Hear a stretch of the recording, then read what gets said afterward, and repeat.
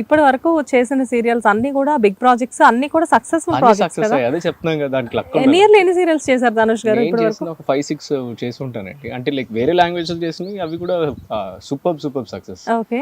So దానికి అదే చెప్తున్నాను కదా, కంపల్సరీ సక్సెస్ అవ్వాలని ఏం లేదు, ఏదో అంత దేవుడు దయ, అంత అమ్మవారి దయ.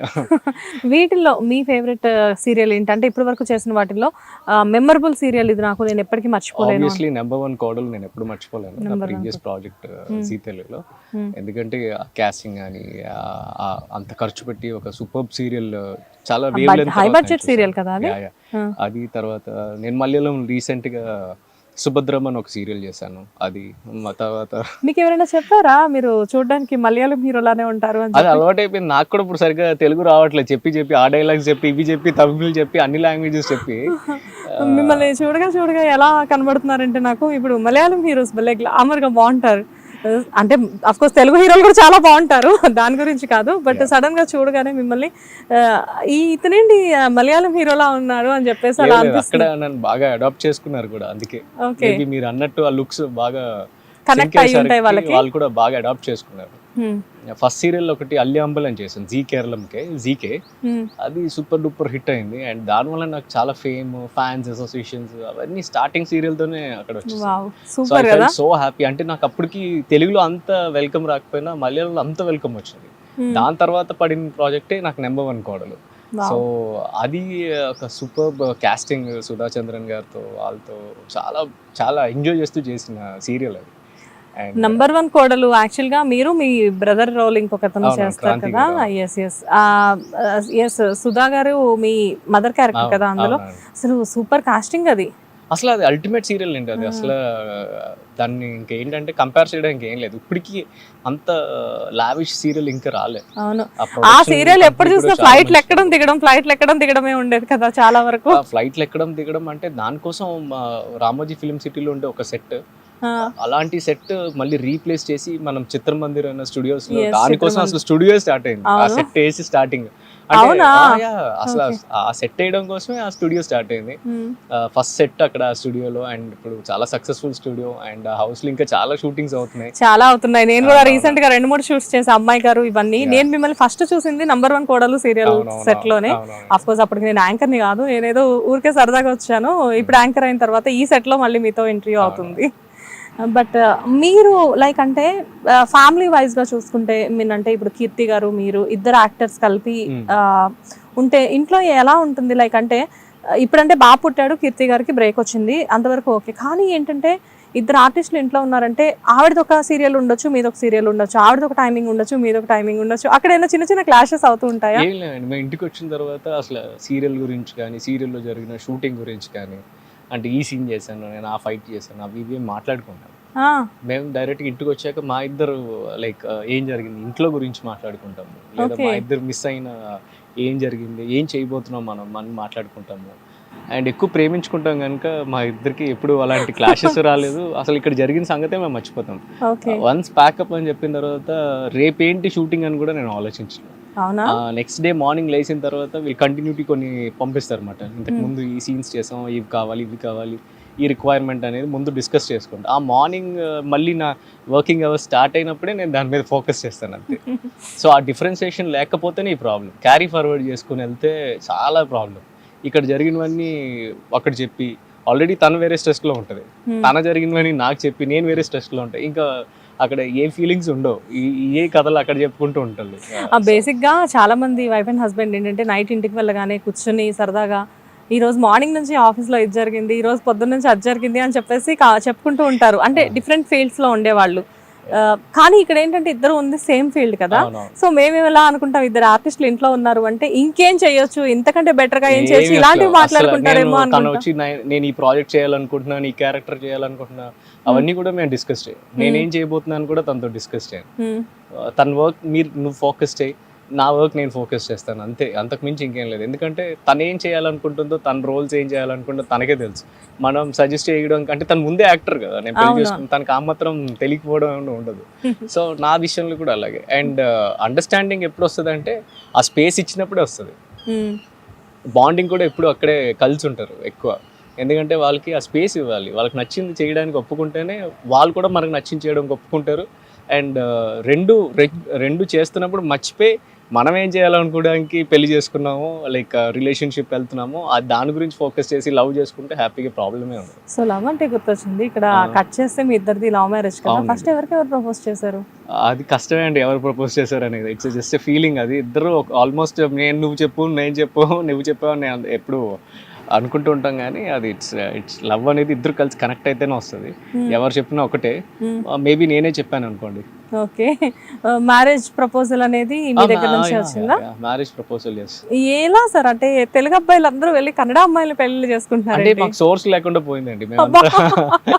మేము షూటింగ్ లోని మార్నింగ్ నుంచి నైట్ వరకు ఇక్కడే ఉంటాం కదా, మాకు బయటికి వెళ్ళి ఎత్తుక్కునే అవకాశం లేదు. ఇక్కడే మేము ఉన్న వాళ్ళతోనే, అంటే లైక్ మనకు నచ్చితే ఆటోమేటిక్ ఇప్పుడు మన సరౌండింగ్స్ లో ఉన్నాం అనుకోండి, ఆబ్వియస్లీ మనం వాళ్ళతోనే ట్రావెల్ అవుతుంటే మనకి వాళ్ళు నచ్చచ్చు. కొంతమంది అయితే గొడవలు పెట్టుకోవచ్చు వాళ్ళకి నచ్చకపోయి. నాకైతే తిను బాగా నచ్చింది, నాకు అనిపించింది ఓకే తినైతే నాకు లైఫ్ పార్ట్నర్ బాగుంటుంది అనిపించింది. ఆ మూమెంట్ లో లవ్ చేశాను, పెళ్లి చేశాను, ఇప్పుడు లవ్ చేస్తూనే ఉన్నాను. ఓకే, అండ్ మీ ఫ్యామిలీ గురించి చూసుకుంటే సెలబ్రిటీ ఫ్యామిలీ అనుకోవచ్చు. అంటే మీరు కానీ కీర్తి గారు కానివ్వండి, అటు మీ కో బ్రదర్ నిరుపమ్ గారు, మంజుల గారు, ఎలా ఉంటారు? లైక్ నిరుపమ్ గారు మీతో కో బ్రదర్ లాగే ఉంటారు. మీరంటే లైక్ కలుస్తూ ఉంటారా రెగ్యులర్ గా? చాలా అన్నిటికీ కలుస్తూ ఉంటాం. క్లోజ్ గా ఉంటారా? క్లోజ్ గా, ఎందుకంటే ఇద్దరు హీరోస్ ఒక ఇంట్లో. అదే చెప్పాం కదండి, ఆయన చేసే పాలసీ కూడా అదే. అసలు మేము కలిస్తే సీరియల్స్ గురించే మాట్లాడుకోము, అసలు షూటింగ్ గురించి మాట్లాడుకోము, అసలు నేను ఇదైంది అదైంది అని ఏం చూడం. మేము అందరూ కలిసి కూర్చుని వేరే ఏదైనా సినిమా పెట్టుకొని చూస్తాం. ఒకవేళ ఇంట్లో అందరూ గ్యాదర్ అయితే అసలు ఏం వచ్చింది అనేసి అందరూ చిల్ అయ్యి వేరే సినిమా చూస్తాం. అసలు మా టాపిక్సే ఉండవు అసలు. అంటే ఇక్కడ కన్నడ కోడళ్ళు కదా వీళ్ళందరూ, లైక్ అంటే వీళ్ళందరితో మీనంటే ఇప్పుడు ఈవిడంటే మీ వైఫ్ కాబట్టి ఓకే, అటు చూస్తే మీ వదన్ గారు చూస్తే తను షీజ్ ఫ్రమ్ కన్నడ, అంటే వాళ్ళ సిస్టర్, అండ్ మీ ఇన్లాస్ కానీ అంతా కన్నడ. బట్ ఒక వైజాగ్ అబ్బాయికి ఒక బెంగళూరు ఫ్యామిలీకి సెట్ అవుతుందా? ఎందుకు హ్యాపీ సెట్ అవుతుందండి. ఓకే, బ్రహ్మాండంగా సెట్. ఎందుకంటే మన ట్రెడిషన్స్ వేరు, వాళ్ళ ట్రెడిషన్స్ వేరు. ఏ ట్రెడిషన్స్ వేరు లేదండి. జస్ట్ లవ్ చేస్తే, పక్కాగా నిజంగా లవ్ చేస్తే అసలు ఎలాంటి ప్రాబ్లమ్స్ ఉండవు. అవునా? మీకు బానే ఉంటాయి. బట్ వాట్ అబౌట్ పేరెంట్స్ కూడా ఏం ప్రాబ్లం ఉందండి అసలు? ఏముంటుంది, వాళ్ళు లెగిస్తారు, వాళ్ళు మార్నింగ్ పూజ చేస్తారు, వాళ్ళు తింటారు, మనము తింటాము, మనము పడుకుంటాం, వాళ్ళు పడుకుంటారు. ఈ డిఫరెన్సెస్ అన్ని మనం క్రియేట్ చేసుకుందే. ఇప్పుడు వాళ్ళు తినేదానికి మనం తినేదానికి ఏం పెద్ద తేడా ఉండదు. కొంచెం ఉప్పు కారం అటు ఇటు ఉండొచ్చు, అంతే కదా. అంటే ఈ బేసిక్ నీడ్స్ ని చూడకూడదు ఎప్పుడు. మనం కొంచెం ఏది జస్ట్ అందులో వాళ్ళు చేసే వంటలో టేస్ట్ బాగుందని అనుకోవడం కానీ ఇందులో ఉండదు. మా స్టైల్లో కారం ఎక్కువ ఉంటుంది, వీళ్ళ దాంట్లో కారం లేదు, అంతే. అవన్నీ బేసిక్ నీడ్స్ కదా, అవన్నీ పక్కన పెడితే నిజం చెప్పాలంటే అసలు అవి ఇంకేం డిఫరెన్స్ ఉంది నాకు అర్థం కాదు. మేబీ లాంగ్వేజ్ అవ్వచ్చు. ఆ లాంగ్వేజ్ వాళ్ళు చక్కగా తెలుగు మాట్లాడుతున్నారు, మేమేం కష్టపడి కన్నడ నేర్చుకున్నప్పటికే తెలుగు ఓకేనా కీర్తి గారు? తను అప్పటికి ఇక్కడ తెలుగు సీరియల్స్ చేస్తుంది కదా, తెలుగులోనే మాట్లాడుతుంది. సో మా ఇంట్లో కూడా తెలుగు మాట్లాడుతుంది. ఎలా ఉంటారు? చాలా బాగుంటారు. సో వాళ్ళిద్దరి దగ్గర ఎప్పుడు ఎలాంటి ఇష్యూస్ ఏమి ఉండవు. అండ్ అలా అదే మెయిన్ రీజన్ మనం హ్యాపీగా ఉండడానికి కారణం కూడా. అండ్ మా ఇంట్లో నేను, మా డాడీ, మమ్మీ అందరూ కలిసి ఉంటాం, జాయింట్ ఫ్యామిలీ లాగా. అసలు ఎలాంటి ఇష్యూస్ ఉండవు.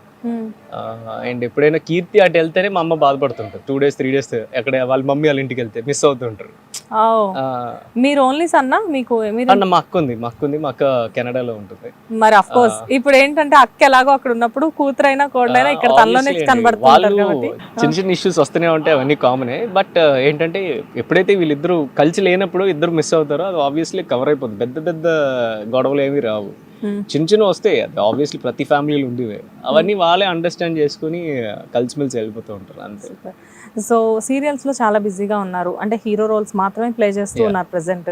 సో ఇంత బిజీగా ఉన్నప్పుడు సడన్ గా ఒక మంచి మూవీలో మీకు ఇప్పుడు ఆఫర్ వచ్చి సడన్ గా అటు వెళ్ళాల్సి వచ్చింది అనుకోండి, అప్పుడు ఆబ్వియస్లీ అంటే ఫస్ట్ కమిట్మెంట్ ఈజ్ ఇంపార్టెంట్. ఏమొచ్చినా ఇండస్ట్రీలో ఇన్ని రోజులు మీరు చెప్తున్నట్టు నేను కంటిన్యూ అవుతున్నానంటే మెయిన్ రీజన్ కమిట్మెంట్. వీడిని పెట్టుకున్నాం అంటే ఏదైనా మంచి ఆఫర్ వస్తే వీడు వెళ్ళిపోతాడు అంటే ఎవరు పెట్టుకోరు. అది కాకుండా కన్సిస్టెంట్గా మనం ఒక దాంట్లో ఉండడం వలన, ఒకటి నేను చాలా ఛానల్స్ నుంచి వేరే ఛానల్స్ నుంచి నాకు ఆపర్చునిటీస్ వచ్చాయి. కన్సిస్టెంట్గా మనం ఒక ఛానల్ నమ్ముకుని ఉండము. ఒక వర్క్ చేసినప్పుడు ఇంకో వర్క్ ఏదో ఎక్కువ డబ్బులు ఇస్తా అన్నారని, ఏదో ఎక్కువ డేట్స్ వస్తున్నాయని చెప్పి మనం జంప్ చేసాం అనుకోండి, మన కెరియర్ కూడా అట్లానే జంప్ అవుతూ ఉంటుంది. కానీ మీరు ఇప్పుడు అంటే లైక్ ఆల్రెడీ మీకు మూవీస్లో మంచి ఆఫర్సే వస్తున్నట్లు విన్నాను, అది ఎంతవరకు నిజం? ఆఫర్స్ అంటే ఆపర్చునిటీస్ వస్తూనే ఉన్నాయండి. ఇప్పుడు వెబ్ సిరీస్ వచ్చాయి, ఇవి వచ్చాయి, అన్ని మూవీస్ కిందే. బట్ ఏంటంటే నేను ఇప్పుడు ఆల్రెడీ కమిట్ అయిన వర్క్ మీద కమిట్ అయి ఉన్నాను.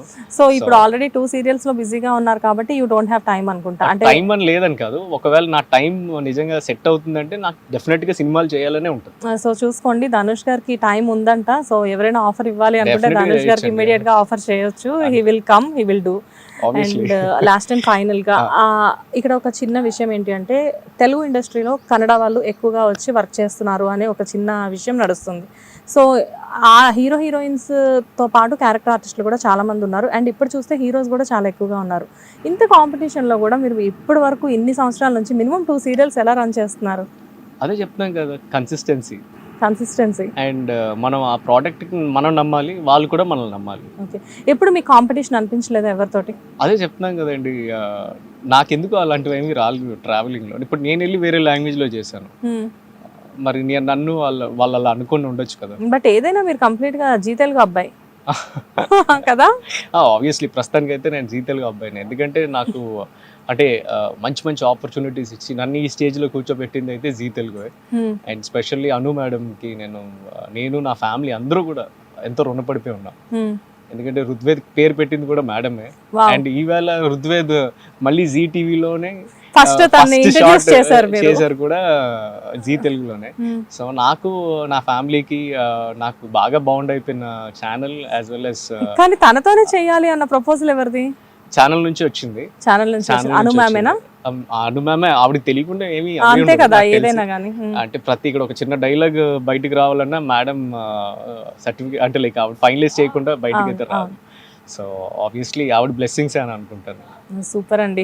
లైక్ అంటే ముందు ముందు బాబుని కూడా ఇండస్ట్రీలో చాలా బిజీ ఆర్టిస్ట్ గా మేము చూడబోతున్నాం అనమాట. అది ఏదైనా చదువుకుంటే బాగుంటుంది అని అనుకుంటున్నాను ప్రస్తుతానికి. అమ్మ నాన్న ఇద్దరు ఆర్టిస్టులు అయితే ఎంత చదివినా కానీ బ్లడ్ అక్కడే ఉంటే ఇంకేముందండి చెప్పండి. డెఫినెట్ గా. కాకపోతే ఏంటంటే మేము ఎలా ఎక్స్పెక్ట్ చేస్తున్నాము అంటే, నాట్ ఓన్లీ ఇన్ సీరియల్స్, ఒక పెద్ద అంటే మంచి మూవీస్ లో పెద్ద హీరోగా చూడాలి అని మాత్రం ఎక్స్పెక్ట్ చేస్తున్నాము.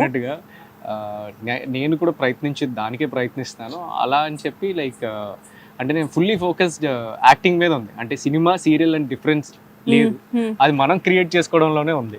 అవుతాడండి, ఆల్రెడీ హీరోయిన్స్ తో మాత్రమే మాట్లాడుతున్నాడు. సో డెఫినెట్ గా చాలా పెద్ద హీరో అవుతాడు. కొంచెం మార్చాలి. అండ్ ఎనీవేస్ అండి, I wish you all the best. Definite గా చాలా మంచి బిజీగా ఉన్నారు. ఈ బిజీ అనేది ఎప్పటికీ కంటిన్యూ అవ్వాలి, లైఫ్ టైం ఇంతే బిజీగా ఉండాలి అని చెప్పేసి మేము మా హిట్ టీవీ తరఫు నుంచి కోరుకున్నాం. Thank you so much. Thank you so much and thank you everybody. Bye అండి. బాయ్. UKలో 1 year masters. No IELTS required up to 5 years visa. High visa success rate.